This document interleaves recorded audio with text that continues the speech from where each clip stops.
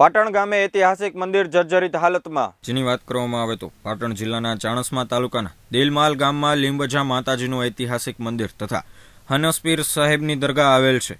દેલમાલ ગામમાં હાલમાં વસ્તી આશરે 3200 લોકોની છે। પ્રાથમિક આરોગ્ય કેન્દ્ર કંબોઈ તાલુકા ચાણસ્મા ખાતે પેટા આરોગ્ય કેન્દ્ર અને ફિહેવનું ક્વાર્ટર આવેલ છે, જે જર્જરિત હાલતમાં હોવાથી કોઈપણ સમયે તૂટી પડવાની શક્યતા હોવાની આનો ઉપયોગ ચાલુ રાખવામાં આવે તો ભવિષ્યમાં આરોગ્ય સ્ટાફને તેમજ હાજર રહેલા દર્દીઓને મોટા પ્રમાણમાં નુકસાન થઈ શકે છે અને તેના પગલે લાગતા વળગતા તંત્રએ સત્વરે નવીન મકાન ફાળવવા માટે લોકોની માંગ ઉઠવા પામી છે। તેમજ લીંબજા માતાજીના મંદિર વહીવટી મામલતદાર શ્રી ચાણસ્મા હસ્તક છે।